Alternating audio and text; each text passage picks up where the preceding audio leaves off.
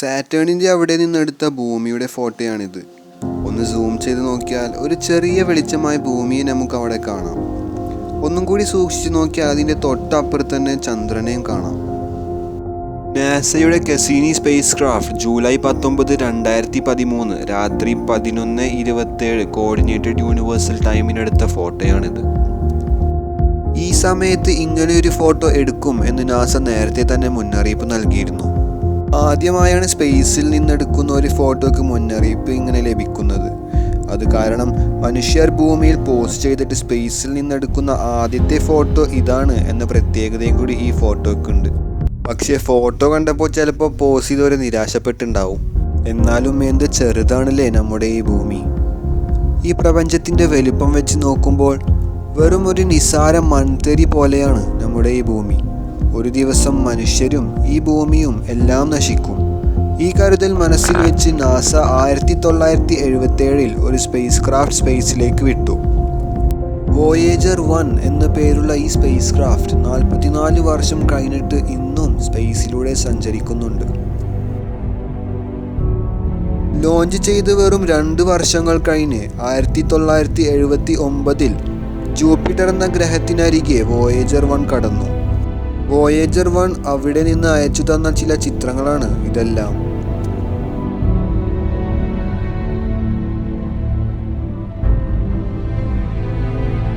ആയിരത്തി 1980 Voyager 1 Saturn എന്ന ഗ്രഹത്തിനടുത്തെത്തി. അവിടെ നിന്നും വോയേജർ 1 നമുക്ക് ചിത്രങ്ങളും ഇൻഫർമേഷൻസും എല്ലാം അയച്ചു തന്നു.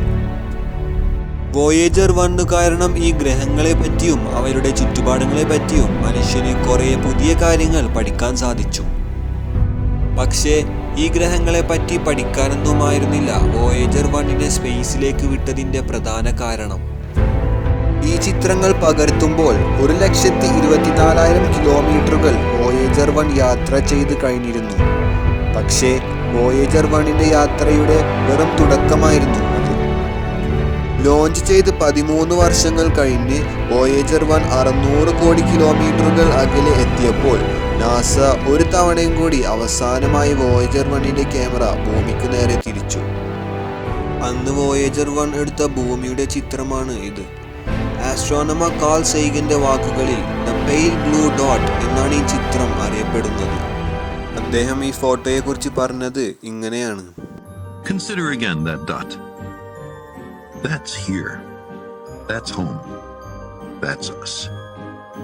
On it, everyone you love, everyone you know, everyone you ever heard of, every human being who ever was, lived out their lives. The Earth is a very small stage in a vast cosmic arena.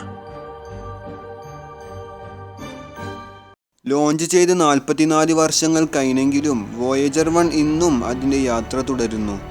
നിങ്ങൾ ഈ video കാണുമ്പോൾ Voyager 1 എത്ര ദൂരം അകലെയാണെന്ന് അറിയണമെങ്കിൽ description ബോക്സിലുള്ള link click ചെയ്യുക. മനുഷ്യത്വത്തിൻ്റെ പ്രതിനിധിയായാണ് Voyager 1 പ്രധാനമായി സ്പേസിലേക്ക് വിട്ടിട്ടുള്ളത്. മനുഷ്യൻ്റെ അത്രക്ക് അല്ലെങ്കിൽ മനുഷ്യനേക്കാൾ ബുദ്ധിയും ടെക്നോളജിയും എല്ലാമുള്ള ഒരു സമൂഹം പ്രപഞ്ചത്തിൽ വേറെ എവിടെയെങ്കിലും ഉണ്ടെങ്കിൽ അവർക്കുള്ള ഒരു മെസ്സേജ് അല്ലെങ്കിൽ ഒരു സന്ദേശം, ഒരു അറിയിപ്പുമായിട്ടാണ് വോയേജർ 1 നാസ സ്പേസിലേക്ക് വിട്ടിട്ടുള്ളത്. ഒരു ഗോൾഡൻ റെക്കോർഡ്, സ്വർണ്ണത്തോണ്ടുണ്ടാക്കിയ ഒരു റെക്കോർഡ് നാസ ഈ സ്പേസ് ക്രാഫ്റ്റിൻ്റെ ഒപ്പം അറ്റങ്ങളൊന്നുമില്ലാത്ത ഈ പ്രപഞ്ചത്തിലേക്ക് വിട്ടിട്ടുണ്ട്. ഈ റെക്കോർഡിൽ ഭൂമിയിലെ ശബ്ദങ്ങളും ചിത്രങ്ങളും എല്ലാമാണ് ഉൾക്കൊള്ളുന്നത്. 55 ഭാഷയിലുള്ള അഭിവാദ്യങ്ങളും ഇതിൽ ഉൾക്കൊള്ളുന്നു.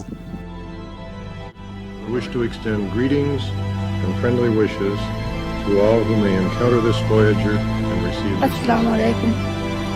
हम ज़मीन के रहने वालों की तरफ से आपको खुश आमदीद कहते हैं। धरती के वासियों की ओर से नमस्कार। मैं अपने मुल्क की जानिब से हमारे दोस्त जो खला में बसते हैं उनके लिए दोस्ती और खैर सगाली का पैगाम पेश करता हूँ.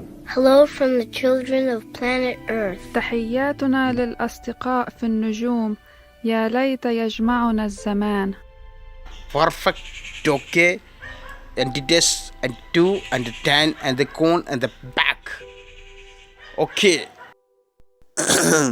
അവസാനം പറഞ്ഞില്ല കേട്ടോ. എന്തായാലും മ്യൂസിക് ഇട്. ചിത്രങ്ങളും ശബ്ദങ്ങളുമെല്ലാം മനുഷ്യത്വത്തിന്റെ തെളിവായി ഇനിയും കോടിക്കണക്കിന് വർഷങ്ങൾ പ്രപഞ്ചത്തിലൂടെ യാത്ര ചെയ്യും. ഒരു ദിവസം മനുഷ്യ സമൂഹം നശിച്ചാലും അതൊന്നും ബാധിക്കാതെ വോയേജർ 1 വേറെയൊരു സമൂഹത്തെ തപ്പിയുള്ള അതിൻ്റെ യാത്ര തുടർന്നുകൊണ്ടേയിരിക്കും. വേറെ ഒരു സമൂഹമായി വോയേജർ 1 കണ്ടുമുട്ടുകയാണെങ്കിൽ വോയേജർ 1ന് കുറേ കഥകൾ പറയാനുണ്ടാവും. അതെന്തെന്ന് വെച്ചാൽ, മനുഷ്യൻ എന്ന ജീവി ഭൂമി എന്ന ഗ്രഹത്തിൽ ജീവിക്കുന്നുണ്ട്, അല്ലെങ്കിൽ ജീവിച്ചിരുന്നു. ഒരു സെക്കൻഡിൽ 17 കിലോമീറ്റർ എന്ന വേഗത്തിലാണ് വോയേജർ 1 ഇന്ന് യാത്ര ചെയ്യുന്നത്. ഏകദേശം 2200 കോടി കിലോമീറ്ററുകൾ അകലെയാണ് വോയേജർ 1 ഇന്നുള്ളത്. അതുകാരണം വോയേജർ 1ൽ നിന്നുള്ള സിഗ്നലുകൾ ഭൂമിയിലേക്ക് എത്താൻ 20 മണിക്കൂറെങ്കിലും എടുക്കും.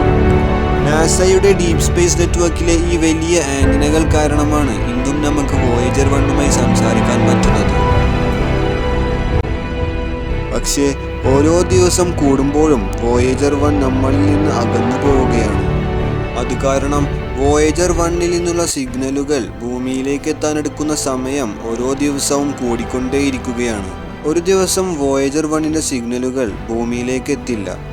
അത്രയും ദൂരം അത് എത്തിയിട്ടുണ്ടാവും. പിന്നീട് വോയേജർ 1ൽ നിന്ന് മനുഷ്യർ കേൾക്കുന്നത് വെറും നിശബ്ദതയായിരിക്കും. വേറെ ഒരു പ്രശ്നം എന്തെന്ന് വെച്ചാൽ, വോയേജർ 1ലെ ഫ്യൂവലും പവറും എല്ലാം കഴിയാനായിരിക്കുന്നു. പവർ സേവ് ചെയ്യാനായി വോയേജർ 1ലെ ഇൻസ്ട്രുമെന്റ്സ് നാസ ഓരോന്നോരോന്നായി ഓഫാക്കാൻ തുടങ്ങി.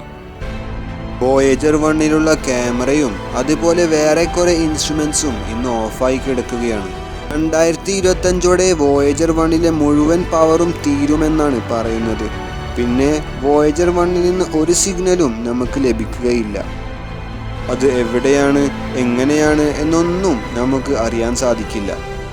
എങ്ങോട്ടേക്കെന്നില്ലാതെ വേറെ ഒരു സമുദായത്തെ തപ്പിയുള്ള അതിൻ്റെ യാത്ര അത് തുടർന്നുകൊണ്ടേയിരിക്കും. വോയേജർ 1ന്റെ അവസ്ഥ പിന്നെ മനുഷ്യരും അറിയില്ല. അതിനെ സൃഷ്ടിച്ച മനുഷ്യരെ പറ്റി വോയേജറും പിന്നെ അറിയില്ല. മനുഷ്യനും ഭൂമിയും ഒരു ദിവസം നശിച്ചാൽ മനുഷ്യൻ ഉണ്ടായിരുന്നു എന്ന് തെളിവായി മനുഷ്യന്റെ കഥ പറയാൻ വോയേജർ 1 എന്നേൽക്കുമായി നിലനിൽക്കും.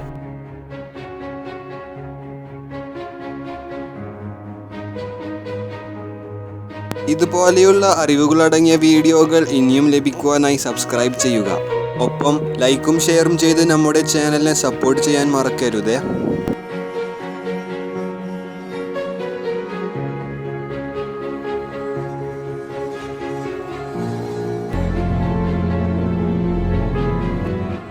We cast this message into the cosmos.